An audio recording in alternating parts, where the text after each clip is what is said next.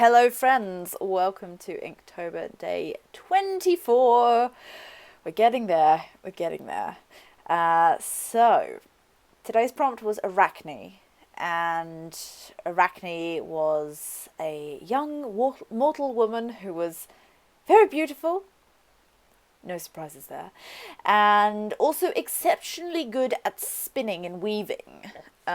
So she became renowned by her peers and the people around and about, who said that she was the greatest weaver of all humans, and that she might even be as good as Athena. And Arachne started boasting that she thought she could best Athena in a weaving competition. So, of course, Athena hears of this and is outraged to think that any human would dare to speak so of her. And so they have a competition. And it's a competition that Arachne wins. And then Athena is so outraged that she turns Arachne into a spider, who then can continue to spin for the rest of eternity, kind of thing. That's the sort of the gist of the story. And it's yet another example of humans displaying hubris and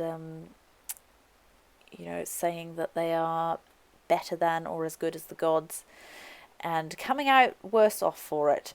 So there's definitely a moral to that tale, but so it didn't seem very fair, though, that Arachne was punished in such a way. And that's always bothered me about this story. Anyway, what I decided to do for this one was to try to recreate the style that I did in the Ganymede piece, because I was really happy with how that turned out. I loved the colours, the really simple colours, and the quite pale skin. That worked well for how I've been using these Copic markers, and I have been struggling to get the sort of blending right in the darker tones. You can see it here, actually, even in her hand where I've used the darker tones. Maybe it's the paper I'm using, but it doesn't get that smooth texture in the same way, which is a little bit frustrating, as I do want to represent a range of skin tones in these pieces, but yeah, that's something I definitely need to practice. So yeah, here I decided to do the same kind of thing. So I'm basically copying the same, I guess, template and a process that I did with Ganymede, in that I used brown ink for the outlines of her hands and her face, and I did in her hair as well to start with, but actually changed my mind on that a little bit later. And had a blue background, kind of night sky look.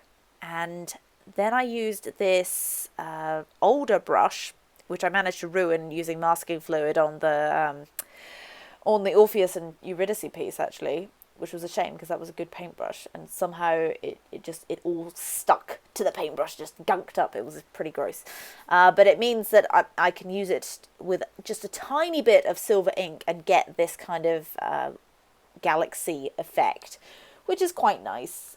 So I suppose that makes up for it a bit, but anyway, here I'm going in and erasing some of the red lines, which I wasn't able to cover completely.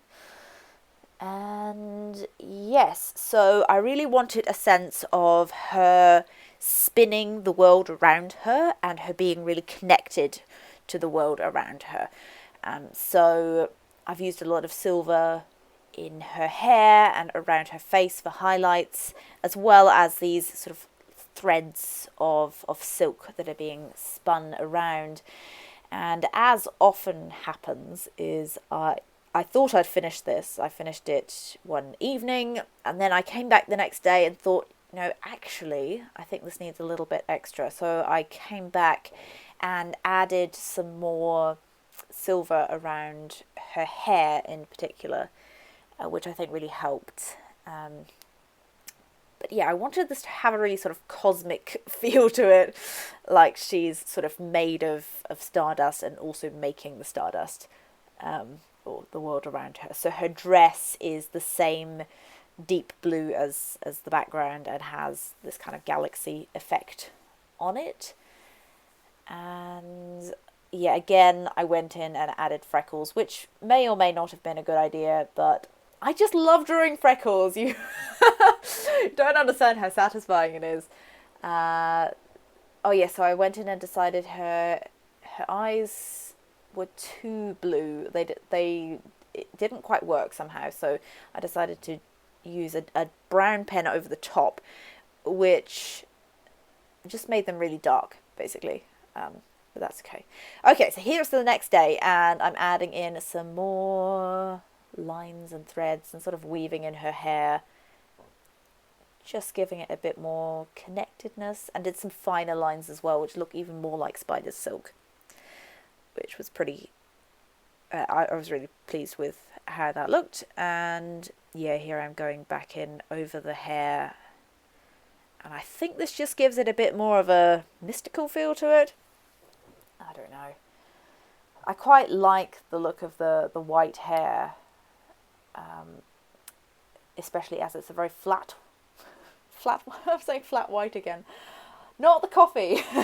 The white is very flat because I haven't filled it in with anything else, so in this case it's her hair rather than her skin, and I quite like that effect where some of it is really tonal and has that three-dimensional effect, whereas the hair is very flat.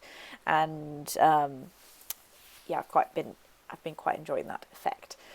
And so we're nearly finished.